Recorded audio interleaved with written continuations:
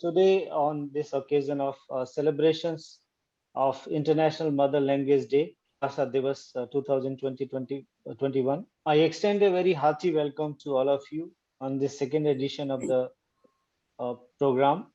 This year theme chosen by the UNESCO for celebration is fostering multilingualism for inclusion in education and society. Uh, and on this theme, we have organized this international webinar and international virtual exhibition. And in this introduction session, formally launching the discussion exhibition, we have honor of having a very eminent guest. Although we are missing our guest of honor, Mr. Eric Falt. He is the director and UNESCO representative in UNESCO New Delhi Cluster Office, which represent Bhutan, Maldives, Bangladesh, Nepal, and India, Sri Lanka.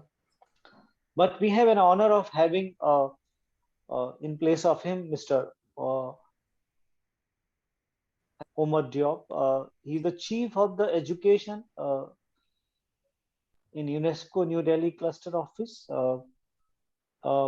and he has given us opportunity to hear him and deliver the message. And so I extend a very hearty welcome to Mr. Omar and thank you for your kind presence in this important session. UNESCO is a very valuable partner for us, and IGNC and Bhashakriti, we have been organizing this event. This is the second edition of this event. Last year, we did a in-person program at IGNC where we have exhibition and the two-day event.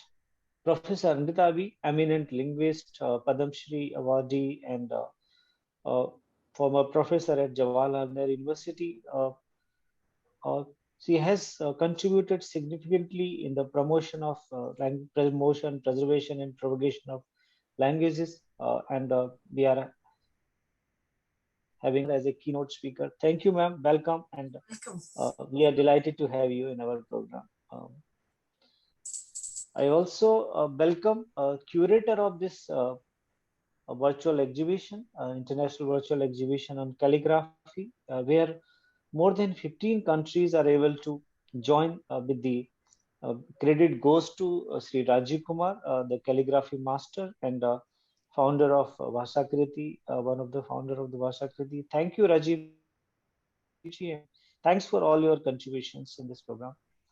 And surely I would like to welcome and thank my partner in this event, Ms. Ritu Mathur, another founder of Bhashakriti. She is very enthusiastic and devoted, and she's helping a lot in this program formulation. Uh, I extend all the very warm welcome to all the uh, people who have joined participant on the Zoom Facebook Live. This program is being broadcasted on IGNCA Facebook Live, through which it is being uh, telecasted on different other platform.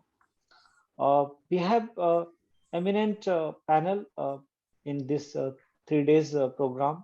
The details of that is available on IGNC website and have been sent to like after this introduction session, we have a screening of a film, which is a comparative study of for dictionaries in languages. Then we have today's discussion on Sanskrit as a um, uh, soft power. Then we have a discussion on language documentation and archiving.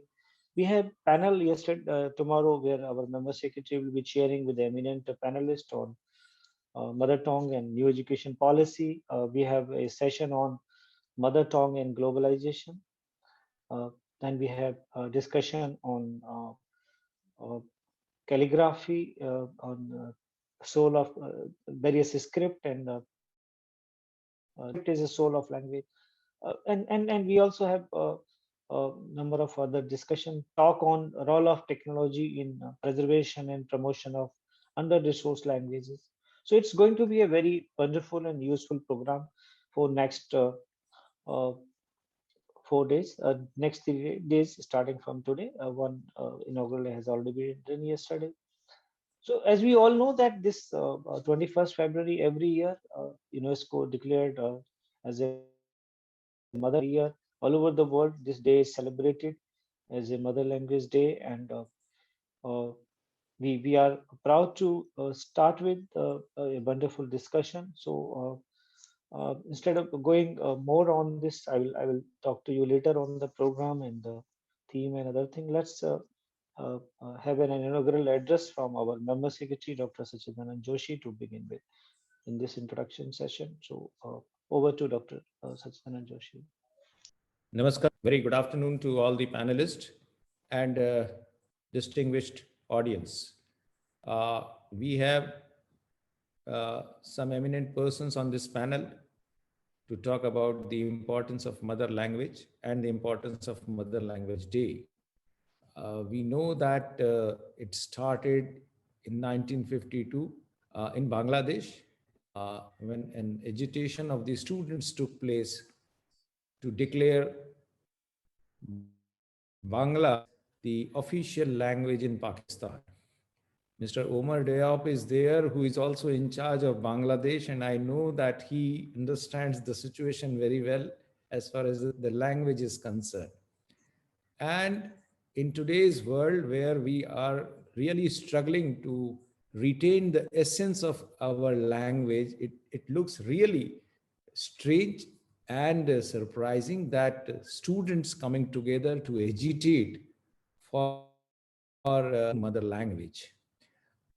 So we need to understand the importance of the mother language and why it is known as mother language, because uh, it is as close and as good and as near and dear as your own mother. Uh, an interesting incident took place just 3 4 days back. We have an old lady, Polish lady, residing just below our flat. She's alone, and she was hospitalized.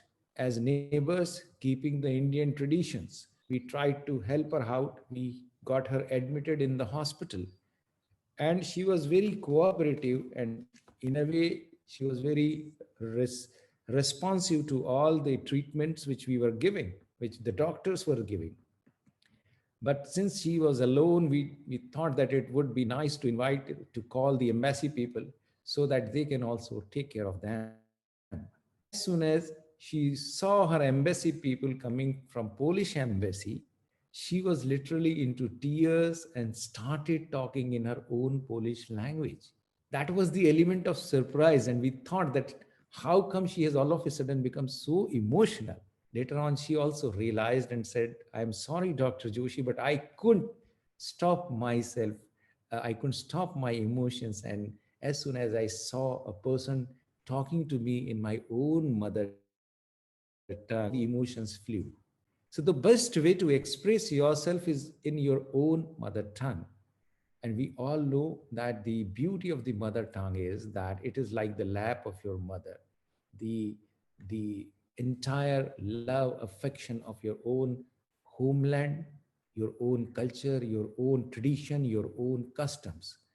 Entire thing is being wrapped, is being beautifully wrapped in the expression given to you by your mother. But unfortunately, because of the, I will not say inclusion of the technology, but I would say overpowering impact of the technology, we are slowly trying to forget the essence of our own motherland, mother tongue. It is also happening that because we are most of the time expressing ourselves through different medium of technology, we are compelled to follow the rules and to which the technology drives and governs rather than our own mother tongue. There are a couple of expressions which are only available in your own mother tongue, and I don't think there is any translation available in other language or other form of expression. So this is the beauty of mother tongue. The national education policy recently introduced by the government of India gives ample stress on the importance of mother tongue, because it is felt, believed that the child's gets the maximum knowledge through the expression given to him or her in his mother tongue. And that is why whatever mother teaches you is remembered throughout your life. So we must all understand the importance of mother tongue. I would have loved to express myself in Hindi because that is my mother tongue. But because this is an I'm sure international audience is going to listen to this. I'm talking to you in English, but given a choice, everybody would like to talk in Hindi.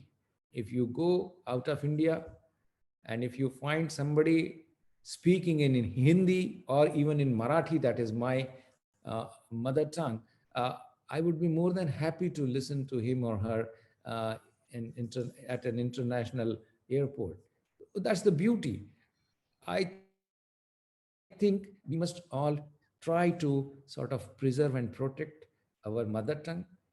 As per the 2011 census in India, there are 121 such languages which can be said that these are all official languages.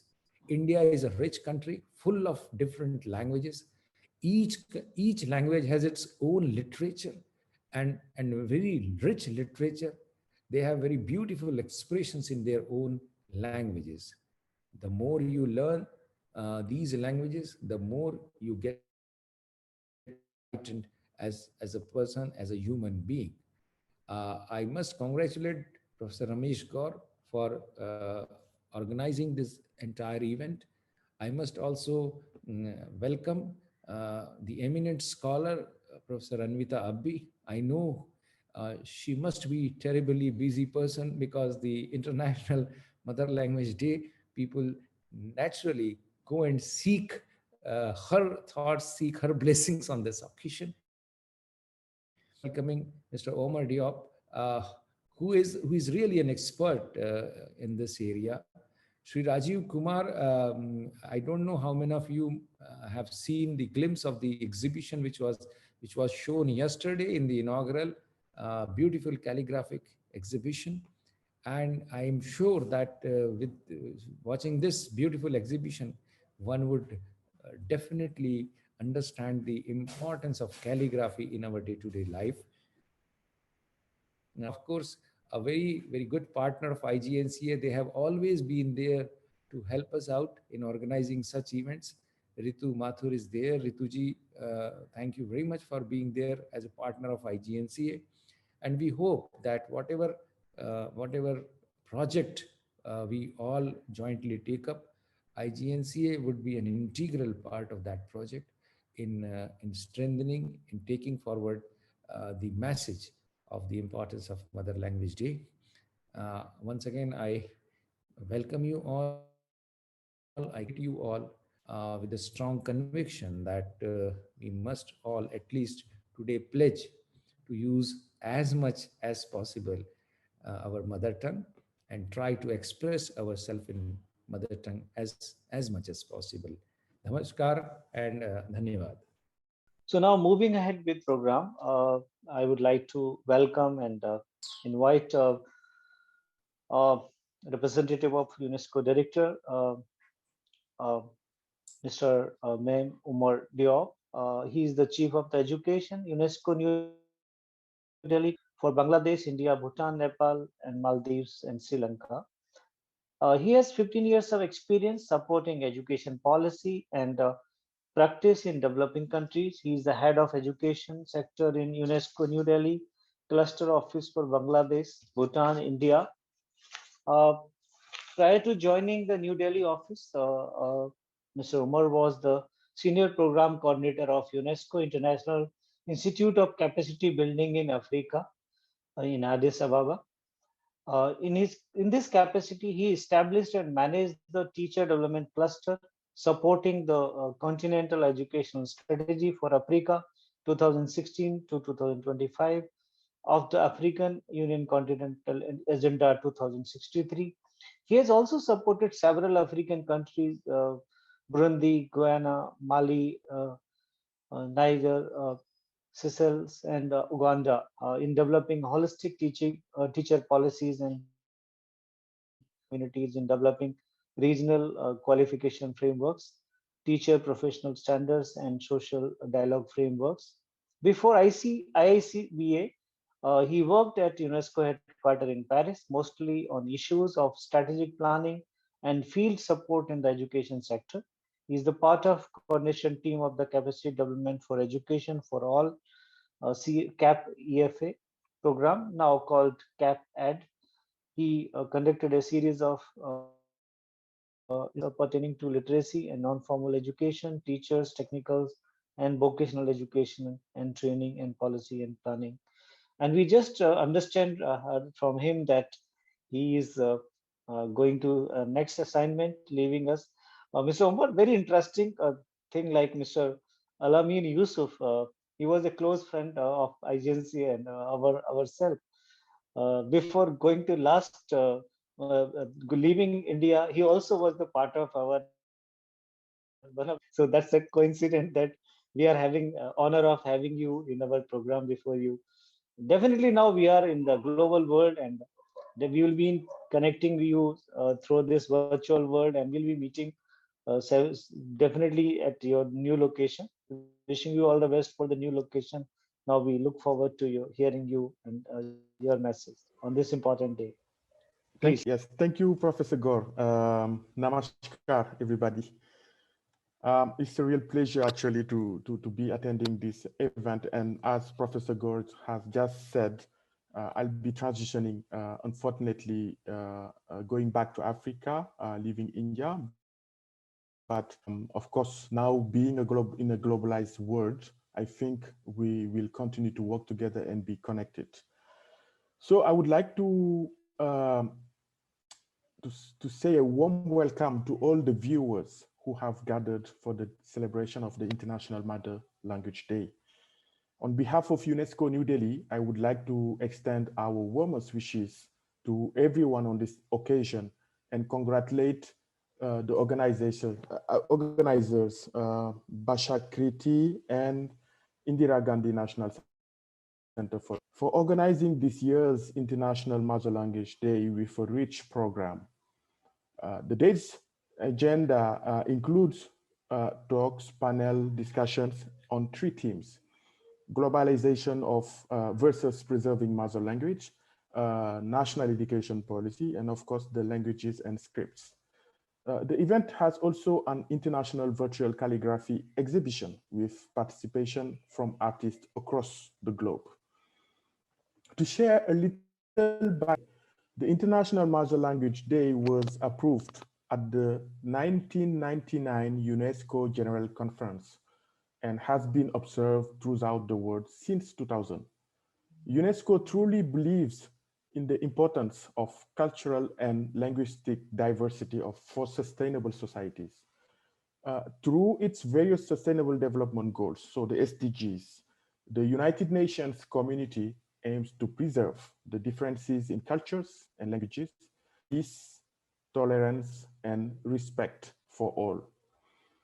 Of course, the path to such an egalitarian society is not easy, as there are some challenges which all countries need to tackle in order to foster multilingualism across borders. According to UNESCO's Atlas of the World's Languages in Danger, there are almost 3,000 languages at risk of disappearance. Linguistic diversity is threatened as multilingual landscapes and the use of local languages are hampered by providing education to a large population in one single particular language.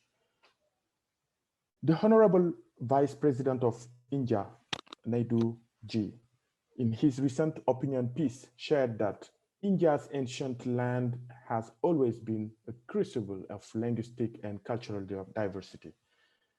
I could not agree more with him and have myself witnessed the multicultural diversity that this beautiful country possesses.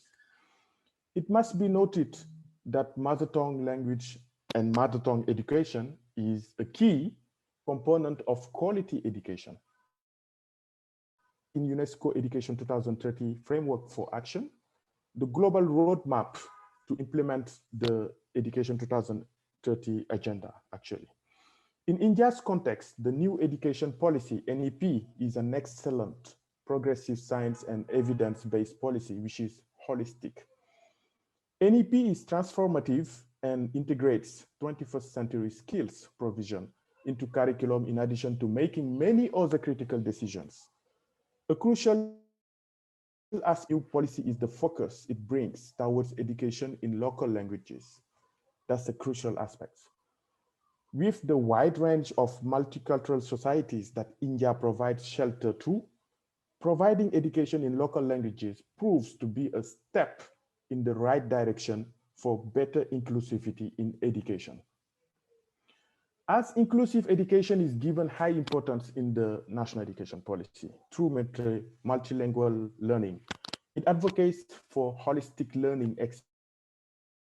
UNESCO firmly believes that holistic education can only be achieved if access to education is also met with access to quality learning in multiple languages, not in only one, but in multiple languages. As a multilingual approach in the education system, it helps to reach out, it helps to reach actually the unreached by providing access to education in the different local languages. It plays a pivotal role in providing universal access to education to achieve the ambitious targets of the NEP and the SDG 4 as well. Now, listening to Dr. Joshi and his anecdote when he was sharing this example of the Polish lady who actually expressed her emotions in the local language.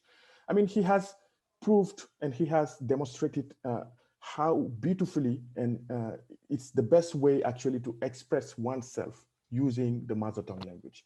But I would and say that, can you imagine a kid who is just entering the education system and who has his mother tongue language? There is no better way of reaching out to the better learning outcomes and then the foundational skills than using his or hers mother tongue language. Because when you can express yourself and when you feel comfortable and you have the cultural codes and then the infused dimensions of learning, which is included in the language vehicle, it's very easy and comfortable to learn and to learn even better. Because once you have those foundational skills, then one can go and learn for another additional language and then many other additional languages. And the best example is just in front of you. I was born in Senegal, raised there. My mother tongue language is called Wolof, which is what is the language of when I dream, that's the language I use in my dreams. I went to school, learned in French, here talking to you guys in English. So this is a beautiful illustration of this example. Now, finally, to leave you with a thought, it is important to understand that multilingual and multicultural societies exist through their languages, which transmit and preserve traditional knowledge and cultures in a sustainable way. Thus, it becomes imperative to protect all the beautiful languages that the world possesses as we pass through these difficult times. I hope this event is for reflection and dialogue on the context, challenges, and strategies for the promotion of cross-border languages with aim of fostering multilingualism for inclusion in education and society. Thank you. Thank you, Omar, for your wonderful message. I fully agree with you because mother language is the key to individual identity. We may write in different languages, we may speak, but when we think, I think our mind works in our own mother tongue. We may be, when we are, somebody is speaking in English, we may be listening in English, but our mind is getting it translated in our mother tongue, and then we are getting that idea. So that's automatic. I think there is that, I don't know what experts say on that, but my feeling is that Anybody, I know few languages, but people are speaking in different languages, but your mother tongue play with your thinking process, in your imagination, in your creativity and innovation. So there cannot be better way of enhancing the creativity and imagination. And that's why this new education policy, which talks about uh, initial education in mother tongue, because uh, the child is coming through learning the mother tongue through mother and then the family. And then when starting the, it will be easier for her or him to grasp the surrounding, the environment and the so I don't know. Uh, but definitely language is essential for expression of any culture. It also help in communicating value in the society, beliefs and customs, and fosters feelings of group identity and solidarity. So language is something very, very important for all of us. And who can be the better person to uh, give us idea about this? Who can talk about this? Linguist, Professor Anvita Abi. He worked as a professor in Center for Linguistics, Jawaharlal Nehru University. Is currently a guest scientist at Max Planck Institute of Evolutionary Anthropology, Leipzig, Germany. Professor Abi's work on tribal languages and other minority languages of South Asia has been exemplary and is widely recognized in the world. uh, she obtained PhD from Cornell University, Ithaca, USA, and her major of the doctoral study was general linguistics, minor in South Asian linguistics. Her pioneer work on the highly endangered languages of the Andaman Islands has been received with great acclaim in India and abroad. She identified a new language family of India, namely Great Andamanese, which is genealogically different from the rest of the languages of the Andamanese tribes, which has helped in understanding the uh, peopling of Asia and Oceania. She has designed and developed linguistic in JNU and has trained a large number of students. I know some of her students doing extremely well. Uh, she has outstanding contribution in use of modern computational methods for preparing multilingual, multi-scriptal, user-friendly talking dictionary of the present-day Great Andamanese language 2012 and another thing unique grammatical structure of the language in 2003. She has widely published in the areas of aerial topology, English documentation, language documentation, structural of tribal and minority languages, language policy and education, and several other areas. Her interview, her speech and talks have been widely acclaimed all over the world.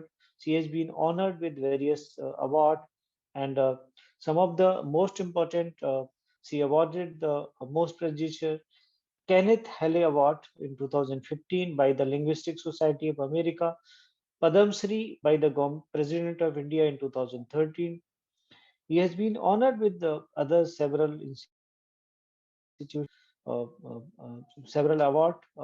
She is the advisory board of several international organizations, including UNESCO on language issues, and at present holds the position of the president of the Linguistic Society of the India. So, who can be the better person than her to uh, start the discussions by presenting her keynote address? So, madam, we are honored and indeed greatly welcome you. And now it's over to you for your keynote address in this event. Thank you, Professor Gaur, and namaskar to everybody.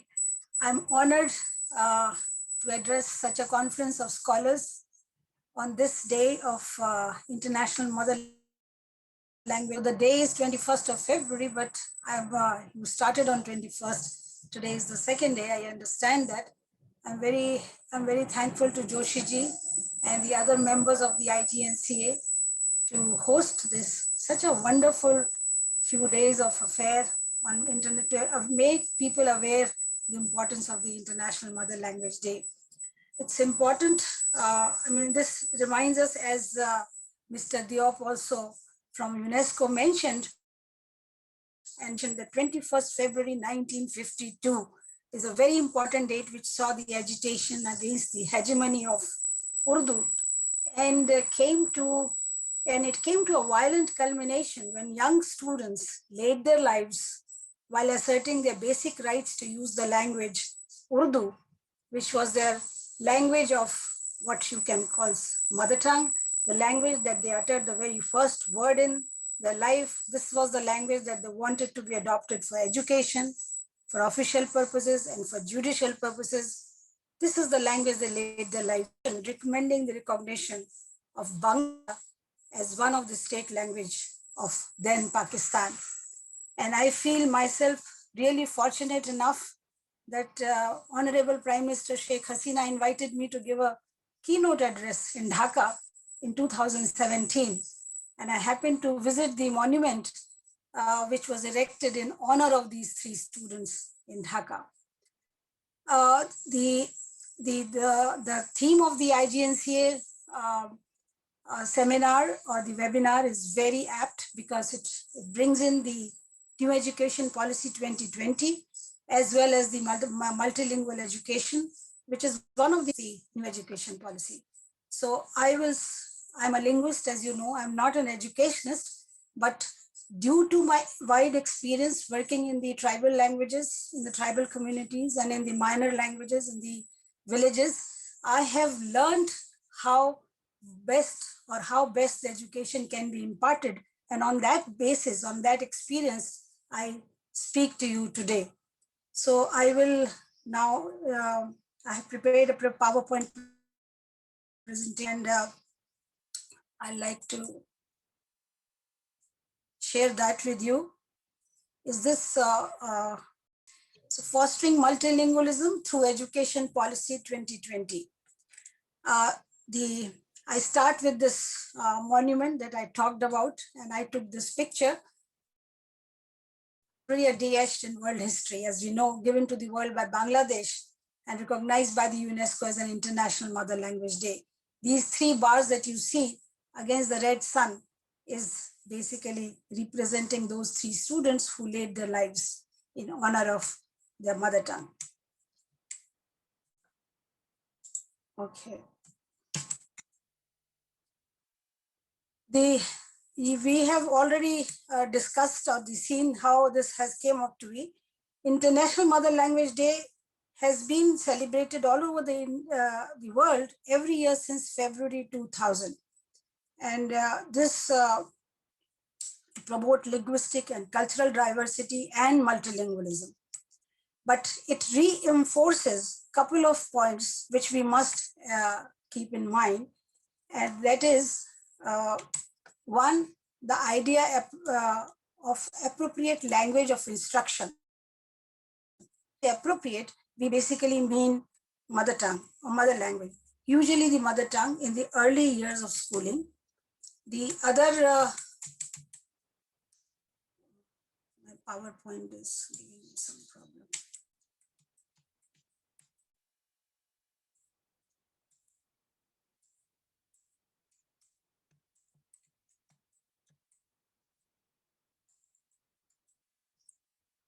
The IMLD also raises a consciousness about the quality of education and achievement, and learning achievements by laying emphasis on creativity rather than on rote memory or memorization.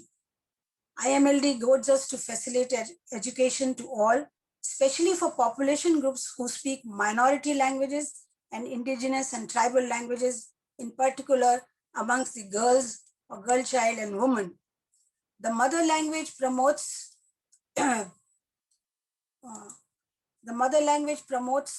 solidarity and brotherhood among linguistic and social groups based on tolerance and dialogue through multilingualism. So these are the basic tenets of the new education policy, as well as which coincides with the IMLD.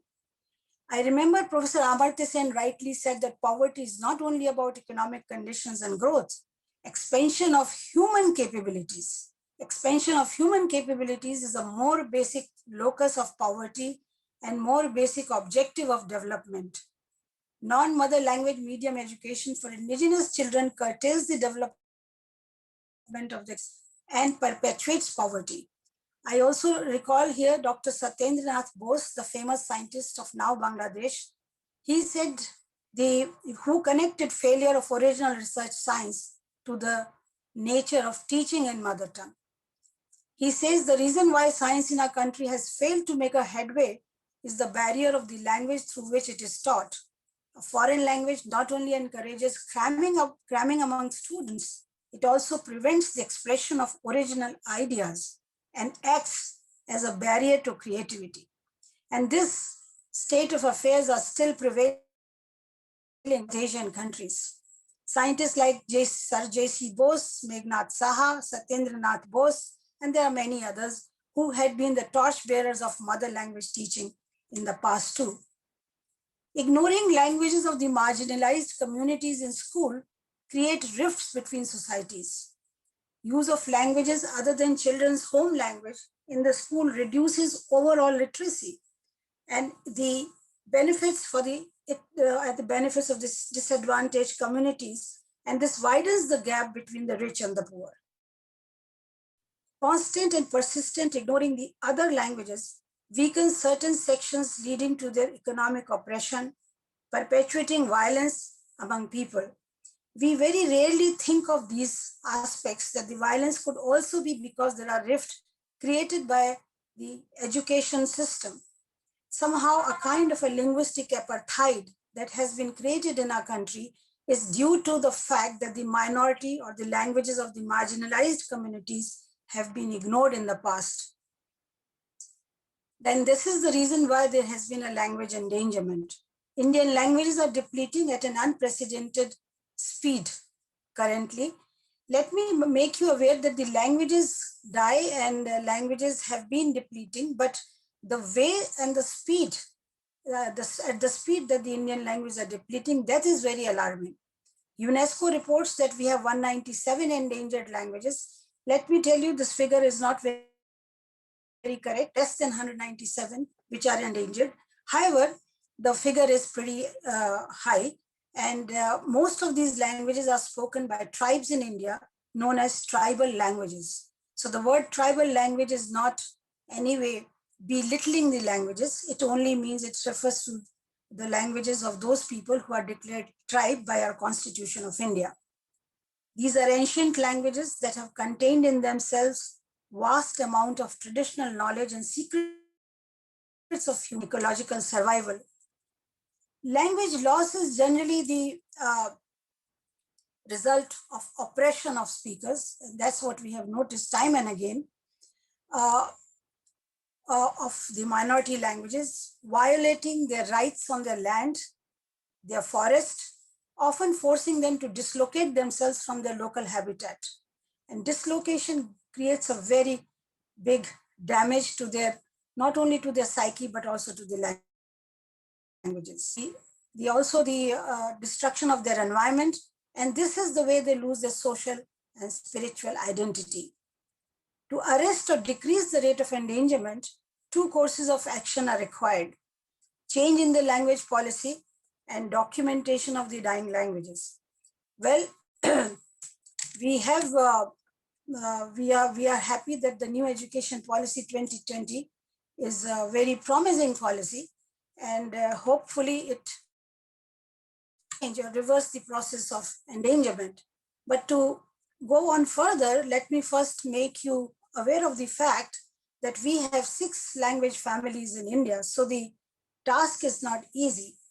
These 6 language families are on your slide: Indo-Aryan, Dravidian, Austroasiatic, Tibeto-Burman, Thai, Kadai, and these are spoken in the mainland India. The 6th language family, Great Andamanic, is spoken in the Andaman Islands. This is the map of South Asia, which depicts these 6 language families. The largest is by the light green color, which is of Indo-Aryan. And the tiny little islands here in Andaman Nicobar has 2 different language families, Andamanic and Austroasiatic, and some of the isolates known as Angan languages comprising Jarawa and Onge. But it's a very large and very rich linguistic map, which has to be taken into consideration, imparting education to one and all. So India is a linguist paradise, but it is also a challenge for educationists.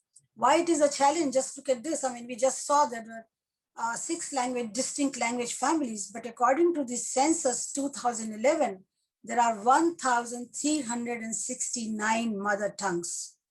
Now, when you talk about this larger number, the new education policy 2020 promotes education in mother tongue. So what kind of challenge we have in front of us. It's not just the challenge of preparing teaching material, preparing teachers, or finding places for the students and the pupils to sit and interact, but it is also a challenge in very many ways, because the languages are large in number. The biggest challenge also is being posed by the sign languages. And we have a very large number of deaf and speech impaired people in the community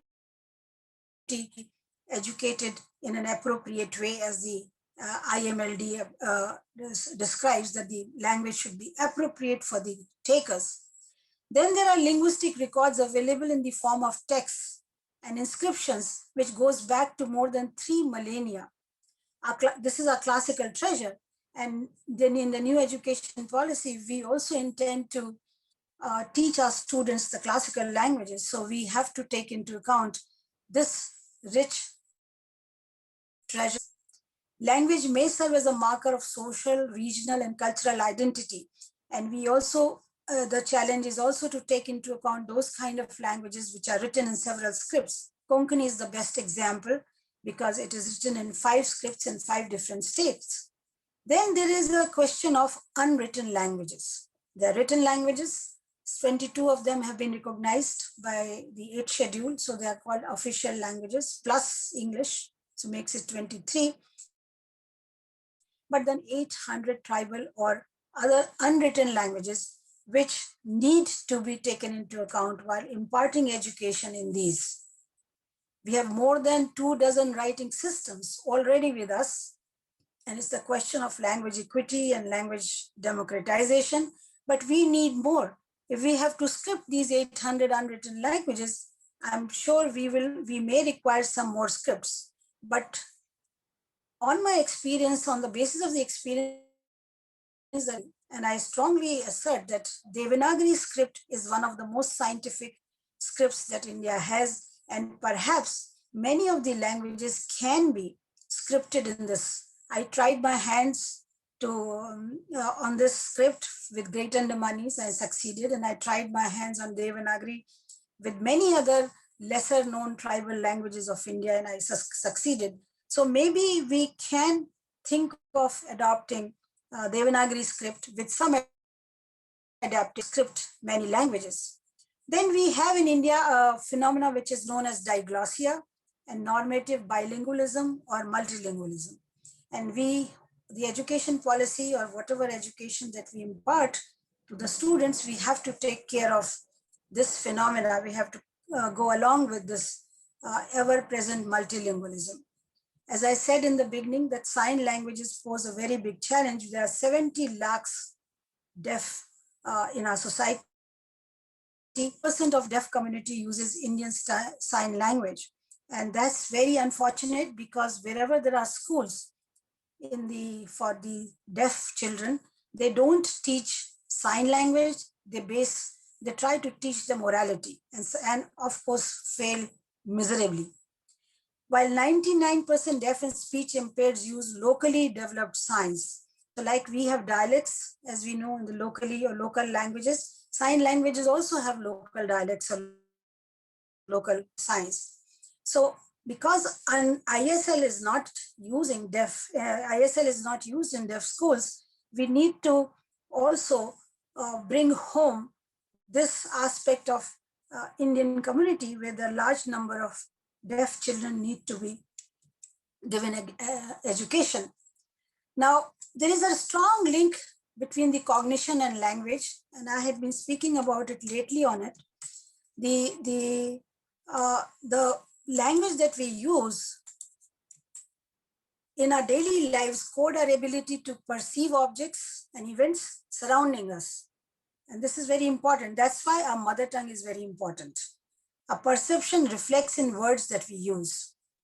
Mother language is the vehicle of our cognition, our worldly experience, and our most important instrument for shaping brain structure. Recently, neurologists have also studied this, that the brain structure becomes very plastic in multilingual children, and the kind of language that you're speaking has a different kind of shaping of the brain structure. Cognitive abilities, as we now know, code into clusters, patterns, and fractal structures formed in neural networks by ordering and reordering synapses between neurons early in life, mostly through spoken language and sensory environments. These clusters, patterns, and fractal structures are also essential needs for pattern recognition and memory. So there's a beware of great vocabulary shift in early stages of learning, as I say, because what happens when a child goes to school, the first school that he attends, and if he's not being taught in mother tongues, we basically try to shift his vocabulary that he comes equipped with into a different language which he does not conceive, perceive, or has no cognition of. For example, color terms or numerals, the child already knows these terms when he comes to school, and we don't teach in mother tongue, it stunts the cognitive growth. And ultimately what we produce is bad translators in children, and we increase the rote memory rather than making him understand the concepts. And in this way, we in fact induce inferiority complex regarding ancient language or the tribal language and culture. It also produces second-rated literate children.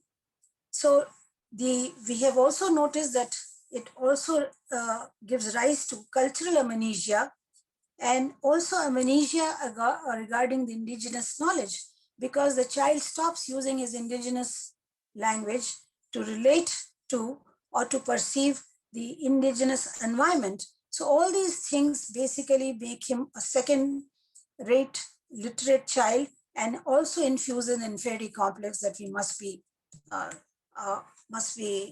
aware of and try to avoid. This is a slide that I generally show that how cognition and languages are interrelated. There are 9 different words in Maya language spoken in Mexico for the color blue. This was to denote 6 species of butterflies in the forest. In the comprehensive Spanish, Porua Spanish Maya dictionary, only 3 Spanish translations occur, leaving 6 butterflies that can be seen only by the Maya, proving beyond doubt that when language dies, 6 butterflies disappear from the consciousness of the people. And this we have noticed while working in India, in the tribal areas, that how people forget the names and the perception of taste, color, texture, and many other things because of the endangerment of biodiversity.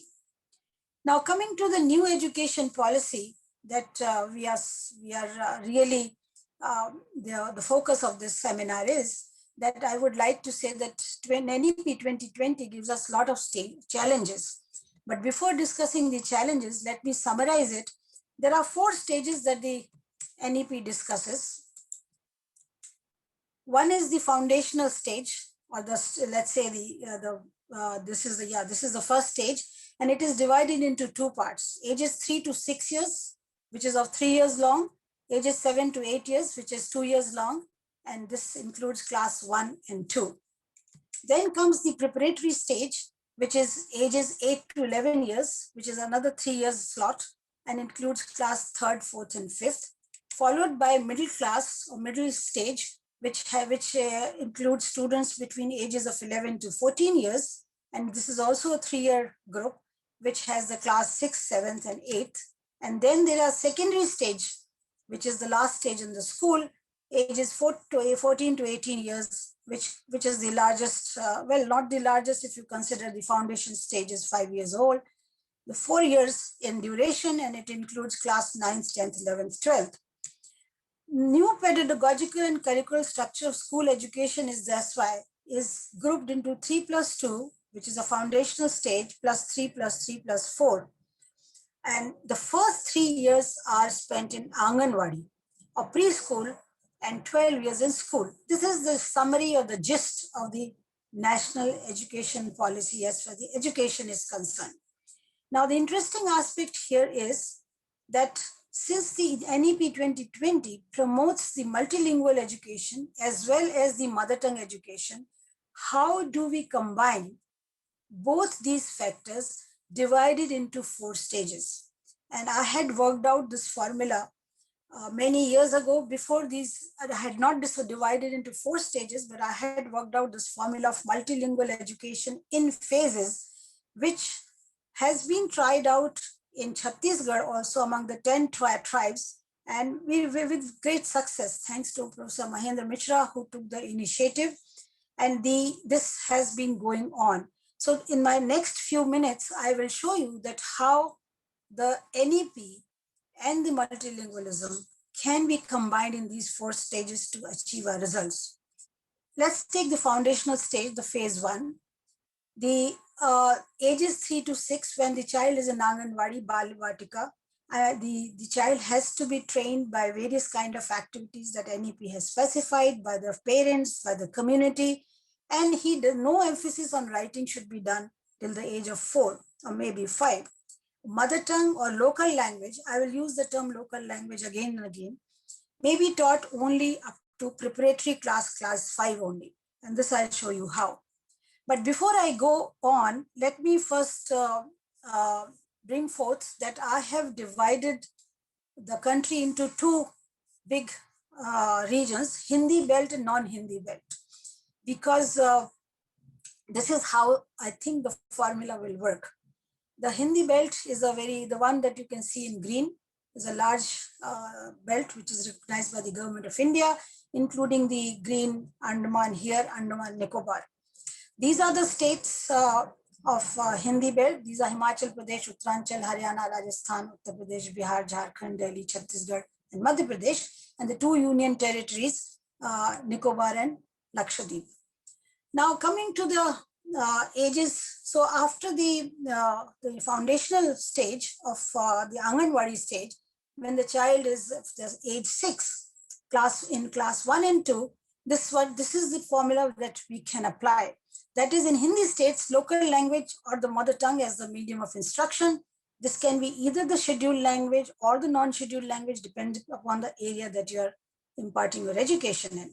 And standard Hindi in the Hindi belt can only be taught as a subject, not as a medium of instruction. Similarly, in non-Hindi states, local language as the medium of instruction.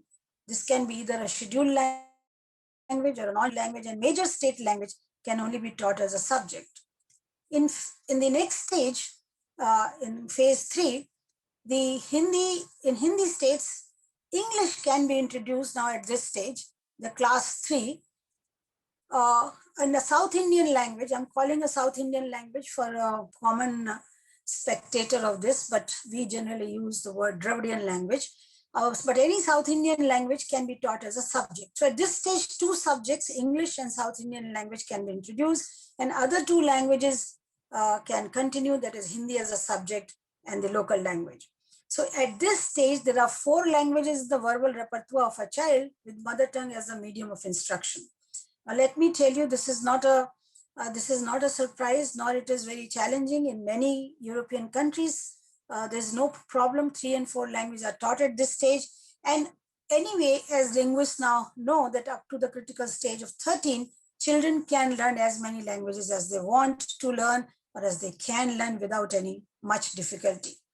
Similar formula is applied to the non-Hindi states, as you can see on the other side of the slide. This is for class 3 and 4. The next is the class 5, which is the only phase 4, where Hindi states, standard Hindi at this point can be switched to medium of instruction, and other languages can be taught just as subject. And local languages are taught as subjects too. And same is non-Hindi states, because the formula is absolutely uniformly adopted for both Hindi and the non-Hindi states. Major state language as a medium of instruction, other language as subject, and local language are taught as subjects too. Okay, class 6th and 7th. Hindi medium, if at all, may be replaced by English. I'm suggesting this because my experience is that large number of Hindi states want English medium. And since education is the state subject, this can be by the state at this stage whether they want to shift to English medium within the Hindi belt. In the non-Hindi belt, same as here, major state language, if at all, may be replaced by English, but other languages as subject should be taught. And local language may be dropped, or maybe what I'm trying to say, mother tongue teaching may be dropped depending upon the area of interest and the number of interests the students show at the class 6th. And any classical language may be introduced at this point. In class 9th, 10th, 11th, 12th, Hindi medium or English medium in Hindi states. In non-Hindi states, major state language or English medium. In Hindi states, South Indian language may be dropped at this point, and Hindi may be dropped at this point in the non-Hindi states. In Hindi states, any foreign language may be introduced as a subject. So here you have a chance to include a foreign language, and same as in non-Hindi states. In Hindi, other languages as subject should be taught. English, classical language. So all these languages can be taught as subject. And if Hindi is the medium in Hindi states, then English can be taught as a subject. Similarly, if it is in non-Hindi states, the similar formula is applied. So there has to be an institutional support for mother tongue teaching, and the NEP 2020 certainly gives us the chance to do this. Necessary learning of mother tongue till the stage of class 5 will give employment facility to the speakers of minor languages. It will inculcate the sense of pride and urge to retain the language outside home environment. And the cognitive abilities of children are best enhanced if early education is imparted in tongue. And that's why this formula gives so much impetus to mother tongue. Now the question is why learning of Hindi is emphasized. Our experience shows that learning of Hindi as a subject is essential, as this is the only linked language that is used for urban masses all over India. Tribes across the country use Hindi in its non-standard variety for intercommunication more than any other group. It has produced unprecedented social cohesion. Also, Hindi gives mobility across the nation, enhances possibility of employment, especially migrant laborers. And this has been suggested, not imposed. Why we have to learn English is also because learning of English in higher education is necessary for various reasons, including preparing us to compete in the world. And it is not necessary that we introduce English from the first day. Also, we notice there's a clamor for English learning among Indians, no matter whether it is in the villages or in the tribal areas or any area. I will give you an example. So I gave you the formula, but let me show you how it works as an example. It's in Hindi state of Rajasthan, where Marwadi, let's say in this village, Marwadi is the language of most of the children, and so is the mother tongue. So in phase 1, in preschool Anganwadi, Marwadi medium is followed.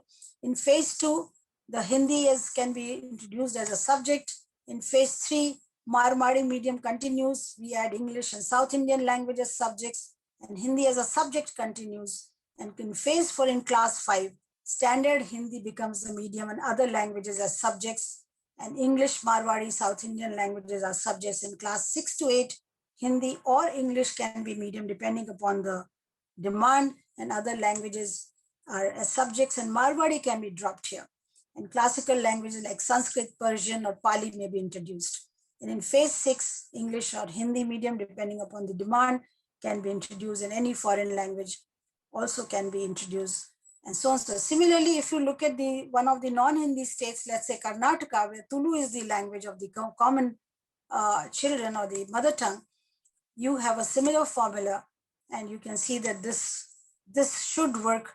And as I said, Chhattisgarh did try to work on something on similar lines, not exactly on the same line, because when they started working, NEP 2020 was not there. Okay, so if the The proposal actually brings home that the major lingua franca of the country of both uneducated and I should say both the illiterate and the literate people is Hindi. It's a lingua franca. And in this NEP 2020, all are given opportunity to receive basic education in mother tongue to enhance cognition. This is an important, and no one is deprived of learning English. So when people say, what is this NEP 2020? When will you learn English? It has been taken care of. The classical language should also be taught, and we should be teaching at higher levels to introduce the cultural heritage through ancient texts. What we need is a national commission of scripts. As of today, if they have more than 800 languages which are not written down, so which actually engulfs a vast amount of secrets of human nature and human tolerance for others and survival, we need to script these languages. I hope and we expect that new education policy may help us reverse the process of endangerment. We also need a very big impetus in the area of producing dictionaries.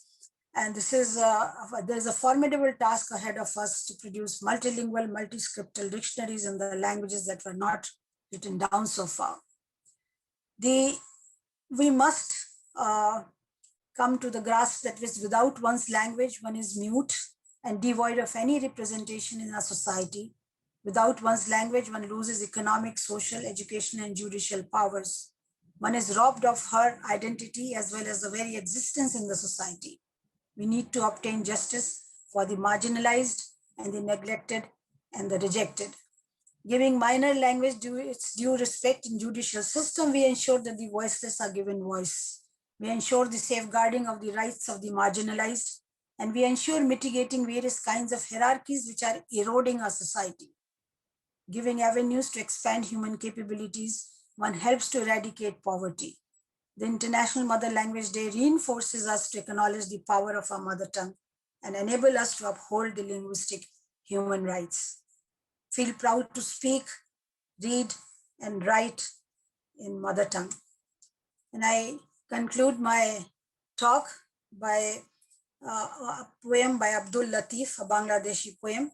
Ora amar mukher kotha kaira niche chaye, ora kothaye kothaye shikol padaye, amar hathe paye. They want to snatch the words off my mouth. They bind me in chains at every word I spout. Let me repeat. They want to snatch the words off my mouth. They bind me in chains at every word I spout. Thank you. Thank you, ma'am, for your very thought-provoking and wonderful keynote address. We really enjoyed it, and you very rightly put forward the various component of new education policy, and particularly how to provide education in mother tongue. And I think your formula, what you have suggested, I'm sure the policymakers and the bureaucrat will look into that. We are waiting for the kind of next further step on this implementation of new education policy, and the kind of suggestions you have made. I'm sure people will look into it.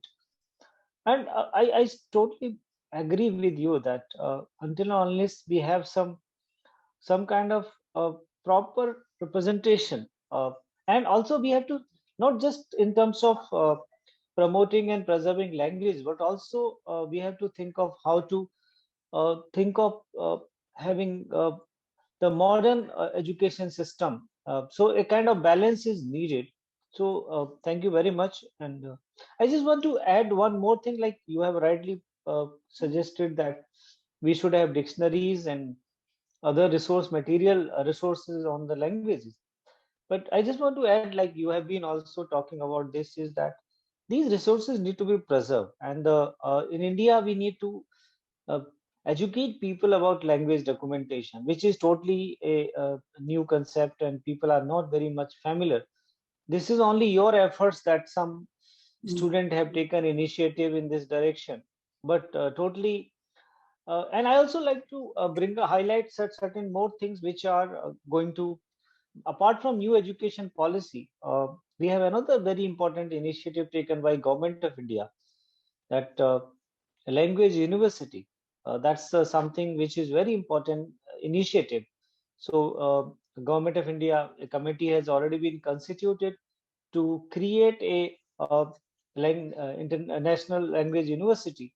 Uh, the work is in the progress, and we are expecting this language university can be the guiding force in this area, and making policies and standards and guidelines in this direction.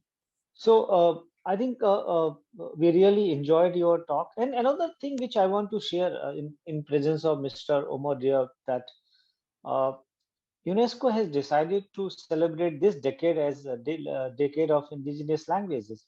A global task force has been constituted to uh, for the preservation of indigenous languages, preservation, promotion of indigenous languages. I have an honor of representing that global task force at UNESCO from India. So we are also looking forward to, like, this they have declared from 2022 to 2032 is the decade of indigenous languages, and we are expecting, we are waiting our first meeting to take place after the constitution of this global task force, and we are expecting a lot of programs and policy. So I think this seems a very right time to really work on propagation and propagation of various languages, and you have very rightly presented the Indian scenario. I think this cultural diversity, language diversity is very much collected with the cultural diversity, and in India we are proud to have this, but also we have challenges and issues, like we have a lot of politics, a lot of unawareness also, like people are not very concerned about it. Like I remember I come from a very small village in Uttar Pradesh, and my mother tongue, it, although it's a Hindi, but the kind of Hindi spoken in that belt with the different dialects. So when people speak it, people consider them with some kind of illiterate or some. So those kind of mindset also need to be changed. So there are so many things, and I think we cannot have better uh, keynote address than what you have presented, and I'm sure now everybody will be motivated to discuss further. So thank you very much Welcome, for your. Professor God. Actually, the challenges in front of us are humongous because of 1,369 mother tongues listed by the census. And under Hindi alone, there are 57 varieties. And these are some are the varieties, some is what you call dialect, but some are independent languages like Bhojpuri, Yeah, Magahi, yeah. Angika, and Rajasthani, eight languages in Rajasthan. I gave one example of Marwadi. And that's why I think this formula may work, because it takes into account the local language as well as mother tongue and other languages like Hindi and English. Yeah. See, we will include this in our report when we will be submitting report to the ministry. We'll be keeping, we'll be also seeking your views on recommendation to the Government of India for this implementation when this report will be ready for this particular event. So thank you very much, ma'am. Thank you. So now moving ahead, so writing is the visual representation of a language and is used to pass on the cultural and scientific knowledge across generations. Written language is extremely important, as it is the fundamental way of communicating across civilization. Civilization acquire and record their technology, educate their people, and keep a historical record through the written text. So the written text is very important. Alphabets are more important because without that, a child is learning the language or using the alphabets. And we have a calligraphy master who is a promoter of these alphabets in not just in Indian languages but also promoting other foreign languages.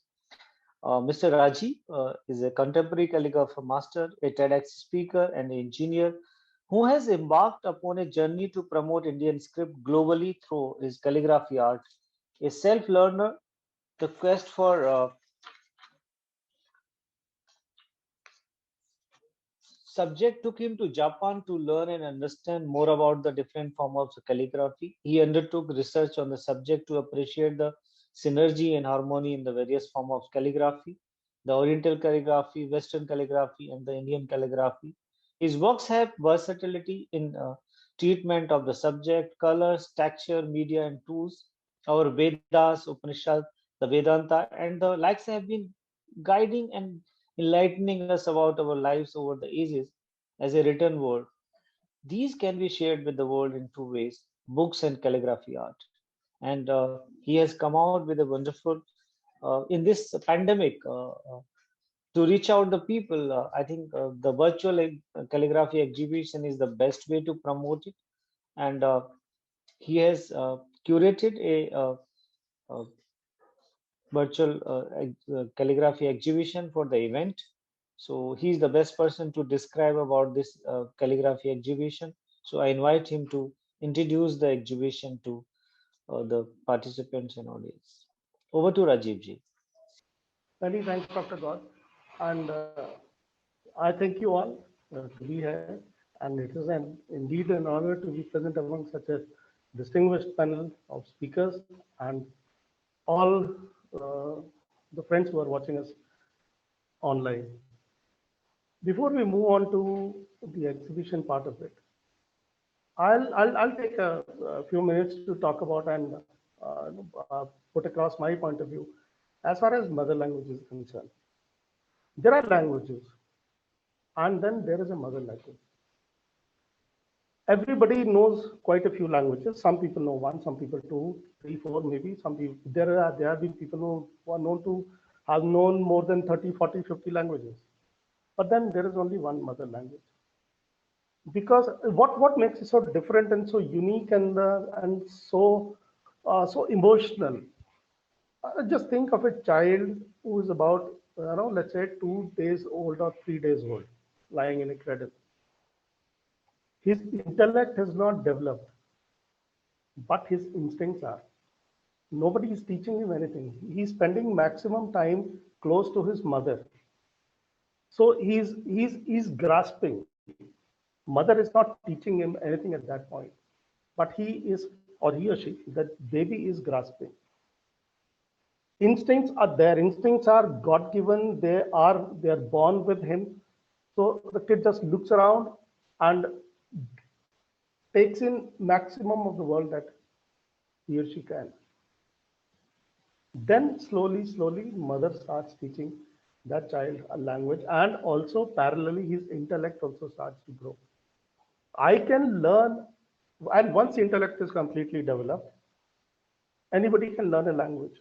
So most of the languages which we all know are a part of our intellect. But mother tongue is the only language which is a part of our instincts.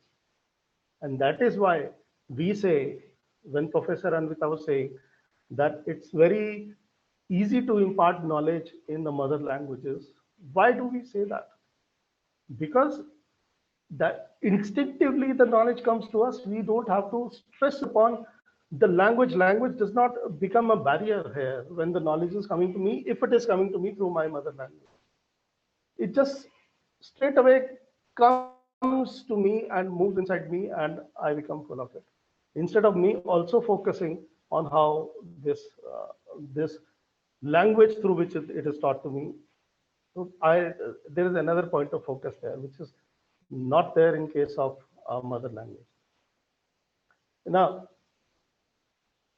it all began as a sound. People communicated with each other long back when we were in caves through sounds, alerting each other of the presence of a predator or anything. Then the sounds got together and the words were formed. Then when the words were put into grammar, a first language was formed. Sentences were formed, and then when it was put into grammar, then the first languages were formed. Grammar is a set of rules in which to use the vocabulary. Vocabulary, every language has got two components in it. One is the vocabulary, and the second one is the grammar. Vocabulary is the collection of words and their meanings, describe the world around us. And grammar provides the rule, a set of rules in which these words are to be used. So every language has got a unique grammar, and a language is identifiable not by vocabulary, but by the grammar it is used. You can use any vocabulary in any language. but you cannot use one grammar into any other language, because in that case the language is going to change completely.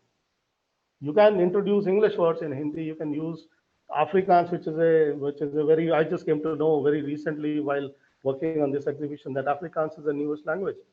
Now that you can incorporate in any other language, or you can change the vocabulary seamlessly from here to there, but the grammar remains the same. And also, when I have spoken something, the lifespan of the word is spoken, letter is written. When the lifespan of a word is so long as the speech is there. After that, unless you record it, it is lost. But a written letter transcends through the time. It's not just for today, it's for thousands and thousands of years, both in the past and in the future. That is the reason why the scripts were created, to record the knowledge, so that that knowledge in written form could be given off from one generation to another, passed on from one generation to another, and it could be referred to something that was said or written thousands and thousands of years ago. That is the beauty of the alphabet. Now, all mother language means individuals, and individuals living in a certain society, in a certain group, are always speaking the same mother language. That is how ethnicities got defined at some stage. Now they started interacting with each other. I'm now coming to our inspiration for working on exhibitions like this. This is our second exhibition. For previous one which we did last year at Bhashakriti, and I'm thankful to Dr. God, IGNCA, and UNESCO to be constantly working with us and helping us putting such events together. And the journey has just begun. There's lots and lots more to come. These when the ethnicities interacted with each other through trade mainly.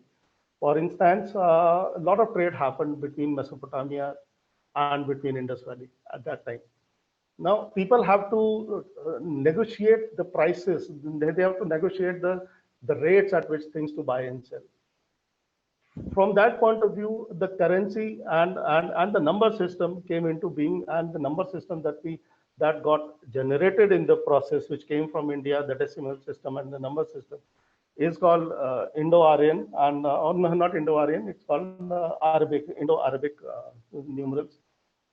Now these are few things through which the civilizations interacted, and it all happened in the languages that they were. When I am dealing with someone, I automatically, instinctively pick up a few things from his language, so that I can refer to that in the next time when I'm conversing with the same person or a group of person. So there are so many words got.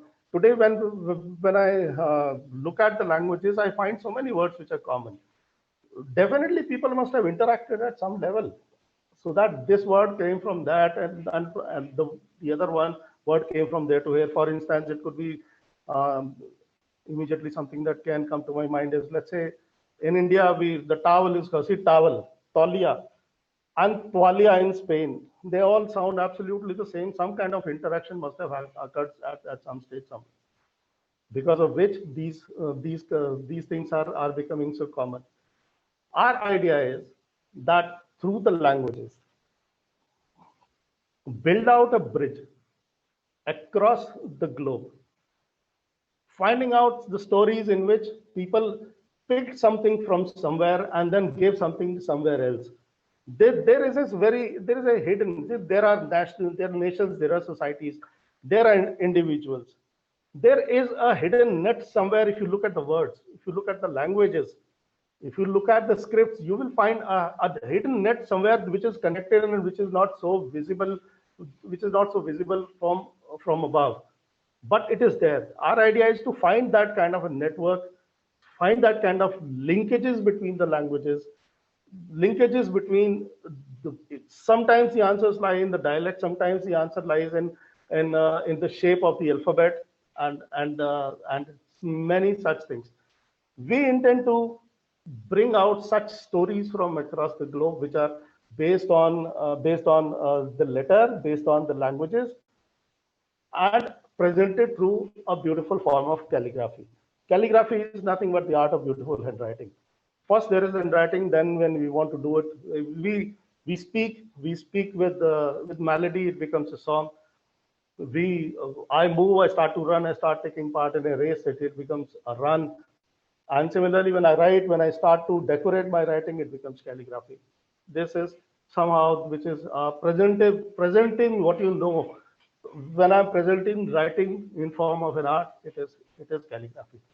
So all the languages, the scripts associated with them have got stories to tell. Those stories are very, very interesting, as will be pointed. This is a very short talk that we are indulging in right now. But in the detailed session in the days to come, I'm sure there are many stories which are going to be coming out and which are going to be of interest to others and very entertaining as well. Now, in this coming now to this exhibition that we have here, our inspiration had been to go to the languages. Last year we did Indian languages. This year we thought that let's go across the globe and try to bring in as many artists and as many countries as possible, and let's hear their stories. Let's hear their inspirations and the languages and expression of that languages through calligraphy. Happy to share 15 countries participated, and around more than 30 artists also participated, contributing 2 to 3 pieces each. So we could put up a sizable exhibition, which because in these days of pandemic, we can only present it through virtual show, and that virtual show is in 2 forms. One is detailed art and art countries, their artists, their inspirations, and their works for detailed view. And there is a 3-dimensional view of the entire art show as well, in which we take you through the various artist walls which were created, and see that how their art looks in perspective. Now, now let me take you straight to the website, this virtual exhibition that we've created. And let me share the screen, and then we'll just go through.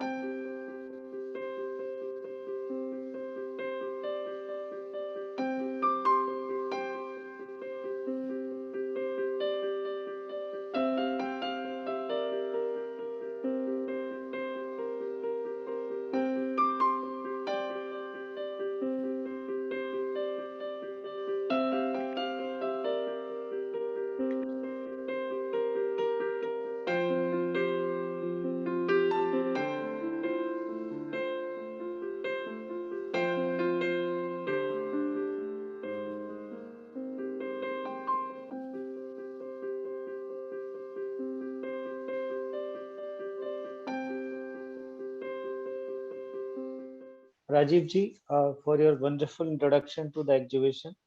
I'm sure Thanks a lot. people will like it, and getting 15 participants from 15 countries, it's a very commendable task, and you did it wonderfully. So now we are coming end of this session, and I would like to invite Ms. Ritu Mathur, who is the founder of Bhasakriti, the NGO, which is promoting this cause of languages and other cultural activity. So, as Nelson Mandela very rightly said, if you talk to a man in the language he understands, it goes to his head. But if you talk to him in the language that he speaks, it goes to his heart, which is so very true about mother language, which we have all, just heard speakers talk about. So language is not just words and grammar just put together. It's the culture and history that binds people together, people who speak the same language. So I'm really, very happy and humbled to see such a great participation from across the globe who are attending this, inaugural session right now.